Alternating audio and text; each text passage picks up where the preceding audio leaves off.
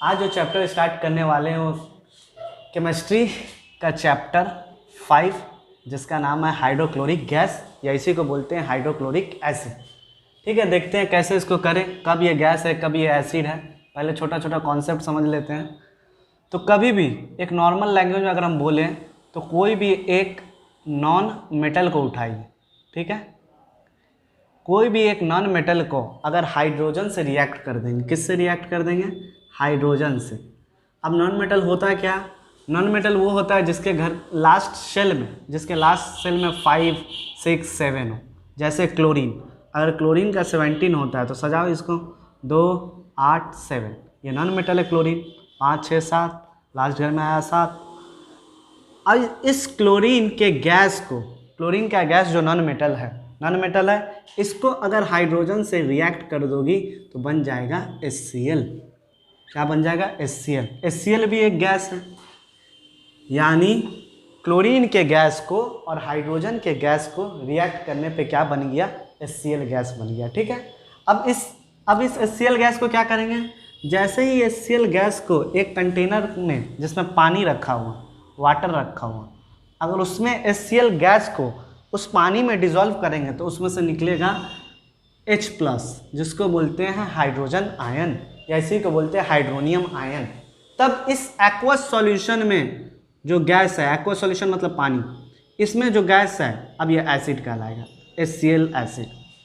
फिर से एक बार देख लेते हैं, कभी भी हमको HCl का एसिड बनाना है या HCl का गैस बनाना है तो कैसे बनाएंगे? पहले एक नॉन मेटल उठाएंगे। नॉन मेटल किसको बोलते हैं? जिसके लास्ट शेल में 5, 6, 7 हो, उसको नॉन मेटल बोलते हैं। जैसे क्लोरीन, जैसे ब्रोमीन, जैसे सल्फर। तो हम क्लोरीन को उठा लिए, क्लोरीन जो एक नॉन मेटल था, इसको किससे रिएक्ट करना है? हाइड्रोजन से। कभी भी क्लोरीन के गैस को अगर हाइड्रोजन के गैस के साथ रिएक्ट करेंगे तो HCl गैस बनेगा। उस HCl गैस को पानी में डाल देंगे तो वो बनेगा HCl एसिड।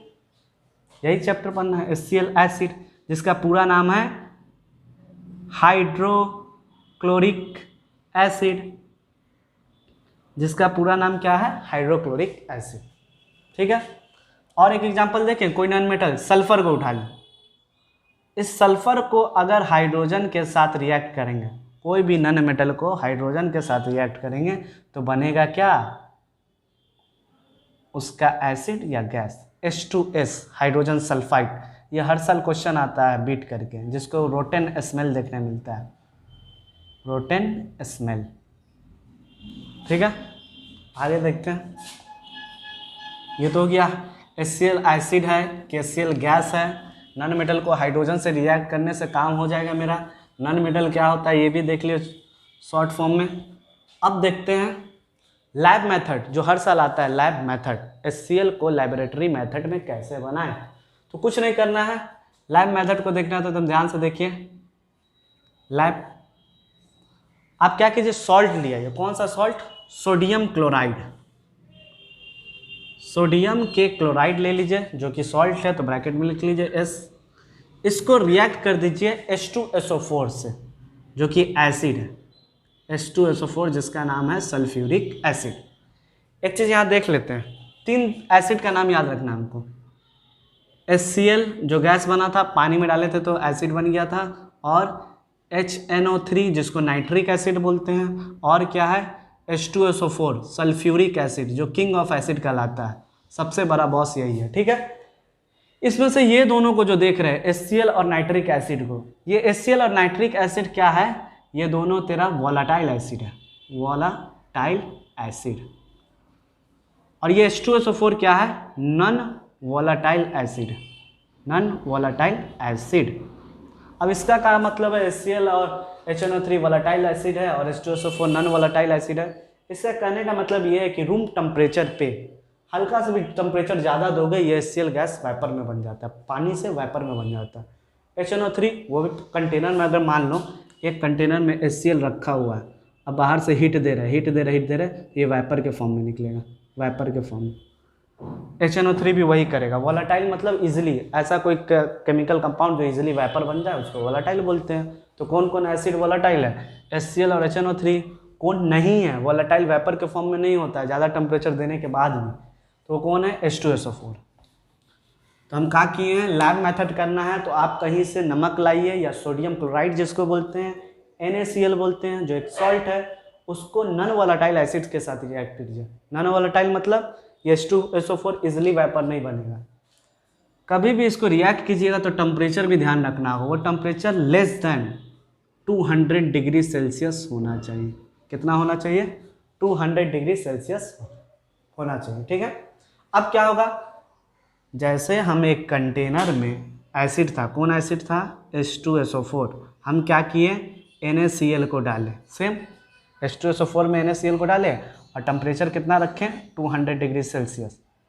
तो क्या बनेगा, सबसे पहले इसमें से एक हाइड्रोजन रिलीज कर जाएगा, निकलेगा, और ये हाइड्रोजन निकल के कहाँ जाएगा, इसके पास, क्लोरीन के पास, और सोडियम यहाँ से उठ के कहाँ चल जाएगा, ये हाइड्रोजन के पास।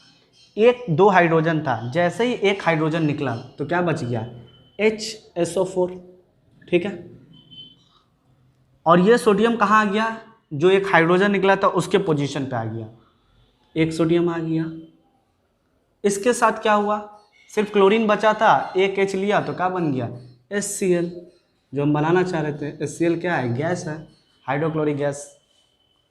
तो कितना इजीली से हम लोग लैब मेथड देख लिया, हम लोग कुछ नहीं किए। When a sodium chloride is react with non volatile acid that is H2SO4 and temperature below than 200 degree Celsius is form HCl gas, and ये कंपाउंड का क्या नाम हो गया, sodium, Na, sodium, hydrogen, hydrogen, SO4 को बोलते हैं sulphate, sodium, hydrogen, sulphate. यानी कभी भी लैब मेथड में क्या होता है, लैब मेथड में हमेशा HCl का गैस बनता है और क्या बनता है, सोडियम हाइड्रोजन सल्फेट बनता है। इसको याद रखना है, ठीक है। अब क्वेश्चन क्या होता है, लैब मेथड तो समझ गए, नॉर्मल कैसे बनाएंगे वो भी समझ गए। अगर टेम्परेचर हमेशा का जरूरी है कि हमेशा टेम्परेचर 200 डिग्री सेल्सियस या उसी से कम रखें, अगर ज़्यादा रख लेंगे तो क्या प्रॉब्लम होगा, उसको भी देख लेते हैं। If temperature greater than 200 degree Celsius, what happen in this reaction? आता है क्वेश्चन, अगर टेम्परेचर बढ़ा दिए इस रिएक्शन में, जरूरी नहीं है कोई हमको बोला नहीं 200 डिग्री सेल्सियस नहीं रखना, आप HCl बना के दिखाइए 200 डिग्री सेल्सियस के ज़्यादा पे, ठीक है, कर लेते हैं। क्या उठाएं, कौन सा सॉल्ट, NaCl, ठीक है। किससे रिएक्ट कराना है, नॉन वोलेटाइल एसिड जो इजीली वेपर नहीं बनता है। टेम्परेचर इस समय क्या करेंगे, ग्रेटर करेंगे, लेस नहीं करेंगे। 200 डिग्री सेल्सियस से ज़्यादा हो सकता है 300 डिग्री कर लिए, हज़ार पे रिएक्शन होता है भाई, कर लिए। वैसे ही कभी भी 200 डिग्री सेल्सियस पे करोगे तो उस समय एक ही हाइड्रोजन यहाँ से निकलता था, इस समय दोनों हाइड्रोजन रिलीज हो जाएगा। टेम्परेचर बढ़ाने के चलते क्या होगा, H2SO4 का दोनों हाइड्रोजन रिलीज हो जाएगा। जैसे ही दोनों हाइड्रोजन रिलीज होगा तो कहाँ आएगा, क्लोरीन के पास, तो क्या बन जाएगा, 2HCl, ठीक है, नॉर्मल है, गैस तो बन ही रहा है। उसके अलावा यहाँ क्या बच गया, दोनों H निकल गया तो बच गया SO4, और यहाँ क्या है, सोडियम, बैलेंस कर दो, Na2SO4। अब इसको क्या बोलते हैं, पहले वाले में क्या बना था, सोडियम हाइड्रोजन सल्फेट, यहाँ क्या बन रहा है, सोडियम सल्फेट। यही दिक्कत करता है, HCl गैस तो बन जाता है यहाँ भी। कभी भी लैब मेथड में 200 डिग्री टेम्परेचर पे रखने पे तो काम समझ में आता है, पर 200 से ग्रेटर हो जाएगा तो क्या होगा, HCl गैस यहाँ भी बनेगा, पर इसके साथ यहाँ अलग कंपाउंड बन रहा है। क्या बन रहा है, सोडियम सल्फेट, सल्फेट बन जाना, और यही सोडियम सल्फेट के साथ हो जाता है गेम। ये क्या करता है, जिस कंटेनर में बनता है ना, जिस कंटेनर में बनता है ये सोडियम सल्फेट, पूरे कंटेनर में एक क्रिस्टल फॉर्म कर लेता है, पूरा इस तरीक़ा से क्रिस्टल फॉर्म कर लेता है। नहीं दिखाई दे रहा तो यहाँ पे देखो क्या कर रहा है, पूरा एक क्रिस्टल फॉर्म कर लेगा पूरा, और रिएक्शन को रोक देगा, रिएक्शन को रोक देगा। और दूसरा कारण क्या होगा, अगर ज़्यादा टेम्परेचर करेंगे, अगर टेम्परेचर लैब मेथड में ज़्यादा करेंगे तो क्या होगा, ग्लास एपरेटस, जो ग्लास को यूज़ किए हो, जिस कंटेनर में यूज़ कर रहे हो, वो ब्रेक कर जाएगा। अरे जब रिएक्शन 200 डिग्री सेल्सियस में हो ही जा रहा था तो काहे हम ज़्यादा टेम्परेचर करें, गैस तो मिल रहा है पर उसके साथ एक और नया चीज़ मिला जिस कंपाउंड का नाम है सोडियम सल्फेट। ये सोडियम सल्फेट क्या कर रहा है, उस कंटेनर में जाके पूरा क्रिस्टल फॉर्म बना दे रहा है। यही दिक्कत कर रहा है, रिएक्शन रुक जा रहा है। और दूसरा क्या हो रहा है, ज़्यादा टेम्परेचर करने से हो सकता है वो ग्लास एपरेटस ब्रेक कर जाता है। और तीसरा एनर्जी का वेस्ट हो रहा है, जो एनर्जी दे रहा है थर्मल एनर्जी, फ्यूल का वेस्टेज कर रहे हैं हम। जब मेरा काम 200 डिग्री सेल्सियस पे हो जाए तो हम क्यों ज़्यादा करें। ये 3 पॉइंट लैब मेथड से बहुत इंपॉर्टेंट है। क्या इंपॉर्टेंट है, कैसे बनता है। तो देख लिए हम लोग कैसे बनता है। कभी भी NaCl को, H2SO4 था, उसमें NaCl डाले तो क्या हुआ, HCl गैस बाहर निकला और उसके साथ क्या हुआ, सोडियम हाइड्रोजन सल्फेट बना। पहले वाले में ठीक था, रिएक्शन ठीक था। जैसे ही टेम्परेचर 200 डिग्री सेल्सियस से ज़्यादा किए तो दोनों हाइड्रोजन यहाँ निकल गया, वहाँ एक ही निकलता था, यहाँ दोनों निकल गया, दोनों निकल गया, फिर भी ठीक है, HCl बना। पर ये सोडियम इसके साथ कंबाइन करके सोडियम हाइड्रोजन नहीं, सोडियम सल्फेट बनाया, और जो क्या कर रहा है, पूरा रिएक्शन को रोक दे रहा है। और दूसरा, ज़्यादा टेम्परेचर करने से ये ग्लास ब्रेक कर जा रहा है। तीसरा, एनर्जी का वेस्ट हो रहा है। यहाँ तक क्लियर है। अब देखते हैं लैब मेथड के बाद क्या करें। तो लैब मेथड के बाद एक क्वेश्चन आता है कि हमेशा नॉन वोलेटाइल एसिड ही क्यों यूज़ करते हैं, H2SO4।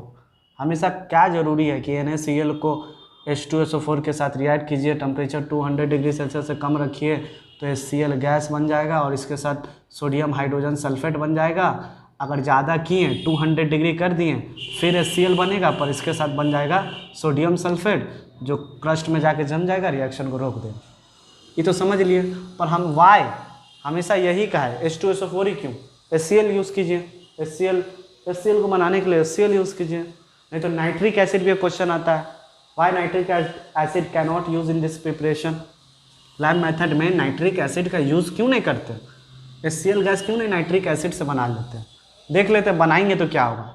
हम क्या किए, सोडियम क्लोराइड को लिए NaCl, इसको किससे रिएक्ट किए, नाइट्रिक एसिड HNO3, ठीक है, नाइट्रिक एसिड से रिएक्ट किए। टेम्परेचर कितना रखेंगे, 200 degree Celsius, less than 200 degree Celsius. क्या बनेगा, फिर वही होगा, हीट होगा, तो ये हाइड्रोजन उठ के कहाँ आ जाएगा, क्लोरीन के पास, तो क्या बन गया, HCl गैस बन तो गया यहाँ भी, और ये सोडियम उठ के आ गया यहाँ, क्या बन गया, NaNO3, जिसको बोलते हैं सोडियम नाइट्रेट। तो HCl गैस तो यहाँ भी बन रहा है, पर यहाँ एक दिक्कत हो जा रहा है। क्या दिक्कत हो रहा है, पहले ही हम लोग पढ़ लिए हैं, HCl वेपर के फॉर्म में मिलता है, मतलब एक वोलेटाइल एसिड है, जब भी बनता है ये वोलेटाइल वेपर के फॉर्म में रहता है, हल्का टेम्परेचर देने पे वेपर हो जाता है। और नाइट्रिक एसिड जिसको HNO3 बोलते हैं, ये भी वोलेटाइल होता है। जैसे ही बनेगा दोनों वेपर के फॉर्म में मिक्स हो जाएगा।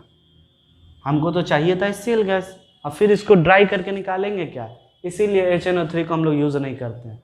और H2SO4 को यूज़ करते क्यों है, क्योंकि ये नॉन वोलेटाइल है, वेपर नहीं बनता है, सिर्फ ये वेपर बन के उड़ जाता है, ये ऐसे ही रहता है, मिक्स नहीं होता है। HNO3 HCl को यूज़ करोगे तो मिक्स हो जाएगा, दोनों वेपर मिक्स हो गया, और दिक्कत, इसीलिए यूज़ नहीं करते। ठीक है, अब देखते हैं, अगर HCl वाटर वेपर के फॉर्म में, किसके फॉर्म में, वाटर वेपर, तो इसको कैसे ड्राई करें। ड्राई मतलब इसमें से कैसे HCl के गैस में से कैसे वाटर वेपर को निकालें। तो उसके लिए हम लोग को ये देखना, क्या देखना होगा, ड्राइंग एजेंट। ड्राइंग एजेंट एक तरह का एजेंट है। कैसा एजेंट है, तो ये एजेंट उसी तरीका से जिस तरीका से हम लोग देखें अक्षय कुमार को बॉस में, बॉस मूवी में हम लोग देखें अक्षय कुमार को, जो उसका डायलॉग सबको याद होगा, अपने को क्या है, अपने को तो बस पानी निकालनी। ठीक उसी तरीका से ये ड्राइंग एजेंट एक ऐसा कंपाउंड है, एक ऐसा एसिड है, या एक ऐसा है जो क्या करता है, पानी निकालता है अक्षय कुमार की तरह। तो क्या करता है, ये कुछ नहीं करता है। जैसे ही आपका एक कंटेनर में HCl गैस को डालिएगा तो क्या करेगा, ये इसके अंदर हम रखे हुए हैं H2SO4 इसमें से पानी निकाल देगा। मतलब H2SO4 एक ऐसा कंपाउंड है जो HCl में से पानी को निकालता है। अगर HCl में वाटर वेपर है, कहा है HCl में वाटर वेपर, तो H2SO4 आएगा और इसमें से वाटर निकाल लेगा, निकाल लेता है। तो name the drying agent of HCl, तो आंसर हो जाएगा H2SO4। H2SO4 एक ड्राइंग एजेंट की तरह भी काम करता है। H2SO4 NaCl के साथ रिएक्ट करके HCl गैस भी बनाता है। नहीं समझ में आया तो देखते हैं क्या है भैया। C2H5OH, जिसको अल्कोहल बोलते हैं, अल्कोहल। इसको कभी भी आप H2SO4 कंसनट्रेटेड H2SO4 जो ड्राइंग एजेंट है इसमें डाल दीजिएगा, तो ये H2SO4 क्या करेगा, इस OH और इसमें से H को निकाल लेगा, तो बचा क्या, एक H निकल गया तो C2H4 और वाटर निकलवा लिया।